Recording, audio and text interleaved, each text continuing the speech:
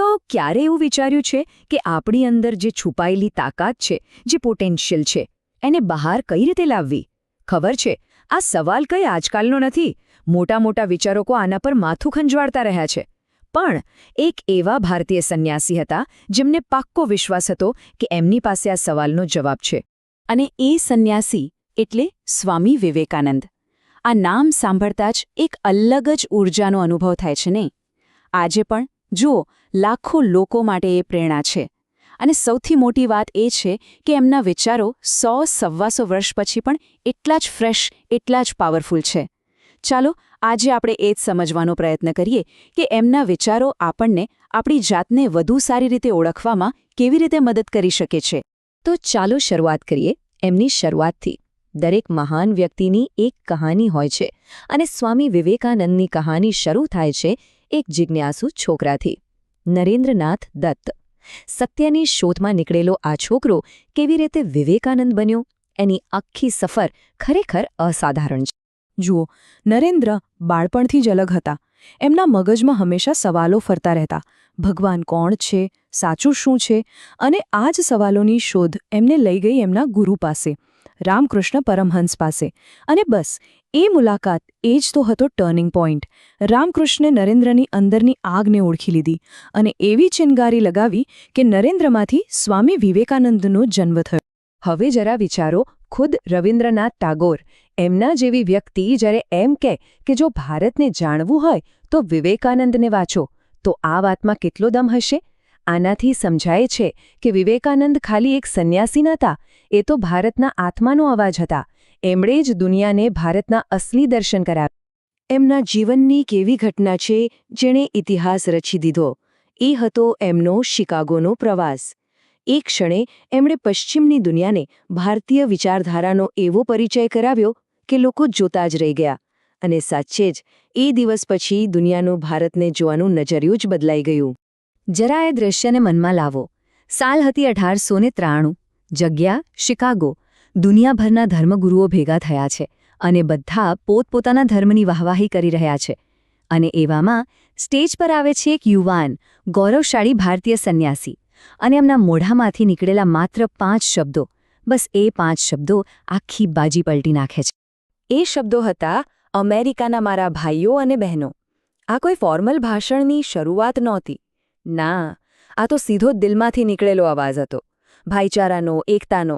એ એક ક્ષણમાં જ એમણે વસુધૈવ કુટુંબકમનો સાચો અર્થ દુનિયાને સમજાવી દીધો કે ભાઈ, રસ્તા ભલે અલગ હોય પણ પહોંચવાનું તો એક જ જગ્યાએ છે.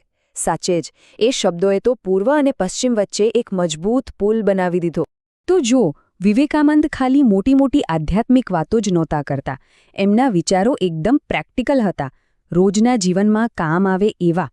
એમણે સફળતા માટે એક જબરદસ્ત ફોર્મ્યુલા આપ્યો, એકદમ સરળ પણ એટલો જ પાવરફુલ, જેને આપણે કહી શકીએ 3 Pનો મંત્ર. તો કયા છે આ 3 P?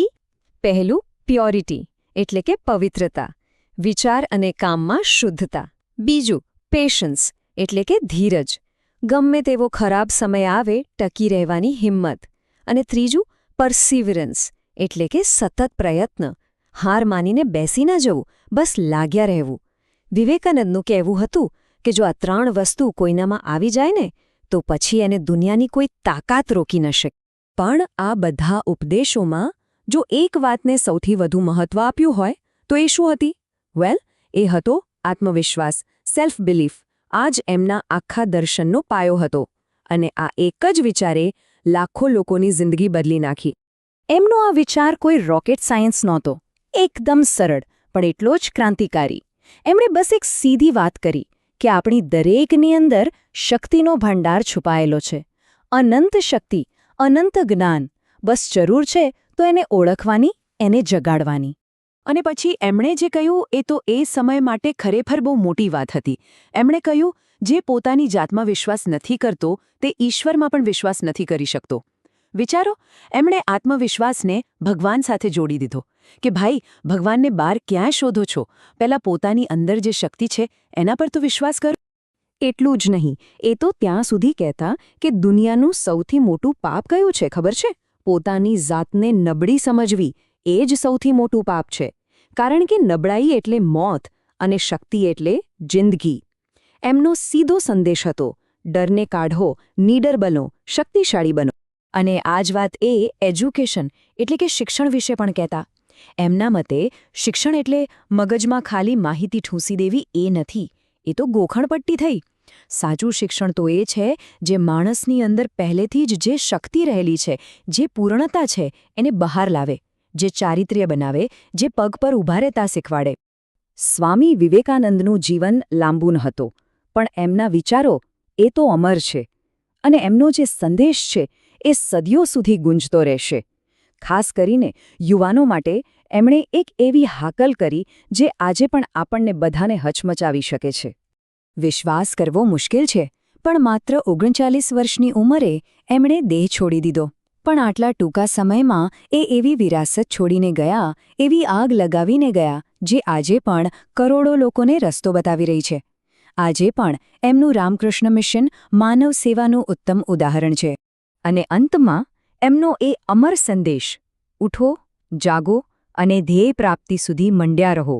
આ ખાલી એક વાક્ય નથી, આ એક મંત્ર છે. પોતાની અંદર સૂતેલી શક્તિને જગાડવાનો મંત્ર. આળસ છોડીને, નિરાશા ખંખેરીને પોતાના લક્ષ્ય પાછળ લાગી જવાનો મંત્ર. આ સંદેશ આપણને યાદ કરાવે છે કે આપણી હદ આપણે પોતે જ બાંધીએ છીએ. તો હવે સવાલ એ જ છે કે શું આપણે સૌ આ મંત્રને જીવનમાં ઉતારવા તૈયાર છીએ?